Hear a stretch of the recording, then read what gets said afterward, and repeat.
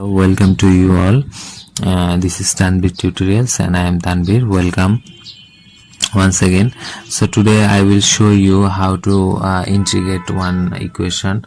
So now I will show some of integral equation. So here this is my question: sin x dx 1 plus cos square x. So I have to integrate this equation. So at first you have to identify that which we have to let and then which I let, then we have to differentiate another time, then I will get another part of this question. Suppose if I will differentiate cos x, all of you know what is the answer of differentiate cos x. This is negative sin x. So at first we have to let cos x z. So now I have to differentiate z, we will get dz. I have to differentiate cos x, then I will get sin x dx. So we can see if I let cos x, then I will get negative sin x and it will cover the upper portion of this question, and the lower portion is in this question we will cover cos x also. So we can write we have to understand one thing again. If I let something from this integral which we have to do, then we have to change the upper limit and lower limit. Here you can see the upper limit is pi, then the lower limit is 0. So if we plug in at first lower limit x equal to 0, then we will get the value of z. That will be, if we plug in x equal to 0 into this equation, then I will get what is the value of cos 0? It will 1. If we plug in x equal to pi, that is 180 degree, then I will get the answer is 180. What is the value? What is the value of cos 180 degree? All of you know the answer is negative 1. Okay, the answer is negative 1. We have to put here. So when I put all the value which I get z and dz, then I have to change the upper limit value and the lower limit value.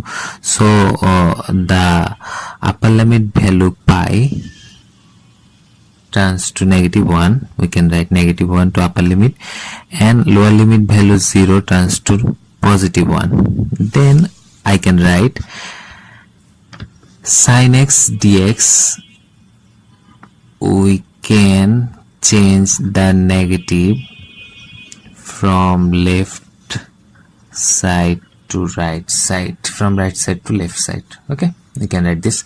Then sin x dx, we can write it negative dz, and 1 plus we let cos x into z, then we can write z square. Okay, then we can turn, suppose here my dz is negative here, so we can change the upper limit to lower limit and lower limit to upper limit. Suppose lower limit is positive 1, then we can write the upper limit is positive 1. Our upper limit is negative 1, we can write our lower limit is negative 1. We just change it, then we can neglect the negative value of dz and it will transit. So we know if we integrate dz1 z square, then we can write it tan inverse z, because of if we differentiate tan inverse z, then we will get 1 by 1 plus x square. So all we know, if we differentiate something, if we integrate that, we will get the backward ones. Okay, so now we can write tan inverse z. My upper limit value is positive 1, lower limit value is negative 1. Then we can plug it one after another. At first we have to plug in upper limit value, then negative, we have to plug in lower limit value, negative 1. All we know, the negative 1 value is pi by 4, and positive 1 value, tan inverse positive, tan inverse negative 1 value is negative pi by 4. Then we can write pi by 4 plus pi by 4, then it turns to twice pi by 4, and we can write it pi by 2. This is the answer of this integral. So friends, all of you, I think all of you understood what I talk about this. So we can see another integration. Suppose we have integration value of pi by 2, 0, upper limit pi by 2 and lower limit is 0, then cos cube x root over sin x dx. So here's the equation. Then we can write it pi by 2, 0, cos square, then we have 1 cos square remain, then sin x dx. Good.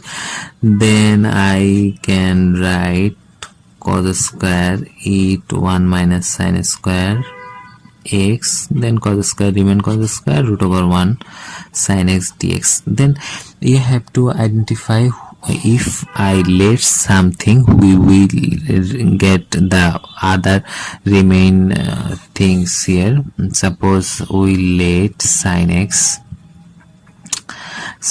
equal to z, then if I differentiate sin x, we will get cos x dx, and if I differentiate this z, we will get dz. Okay, so I can see all of my equation is covered. That you can see here, my sin turns to z, my this sin turns to z, my this cos x and dz turns to dz. And I talked that in my first videos, and that if I let something from this integral, we have to convert my upper limit and lower limit value. And so now if I write x equal to 0, then we will get, if I put or plug in x equal to 0, I will get the value of z is 0. If I put pi by 2, then I will get the z value is 1. So now my upper limit and lower limit value turns to 1, 0, because of I plugged my letting value here. So I can write 1 minus z squared, then I can write dc, then I can write root over z. So you can multiply this value with 1, then I will get root over z dc negative, then I can write z square root over z dz. Then all of you know root over z, we can write z power half, then dz. Here we can the base, both base is same zz, then I can write upper value 2 plus half dz. So all of you know, if I differentiate, if I integrate x to the power n, I will get x to the power n plus 1, n plus 1. Here we can write z to the power half plus 1, half plus 1, and then my upper limit value, lower limit value. If I write this turns to 5 pi by 2, 5 by 2, then 5 by 2 plus 1, 5 by 2 plus 1. 1 0. That's, then I can write it 3 by 2 z power 3 by 2 upper limit lower limit value, then it turns 7 by 2 z power 7 by 2 upper limit lower limit value, then we can write 2 by 3 z 3 by 2 upper limit lower limit value, 2 by 7 z 7 by 2 upper limit lower limit value. Now I can plug in at first 1 into z, then I can plug in 0 in z, here I can plug in 1 z, then I can plug in 0 in z. Now all of you know whatever any power above 1 it turns to 1, so we can write 2 by 3, then we can write 2 by 7. Now the answer will be 21, 14, then 6, then it will turn 8 by 21. So there's the answer of my integral. So friends, that's all from today. All of you are welcome to my channel. Please subscribe my channel very much, and I will be beneficial for you all. So thanks. That's all from today.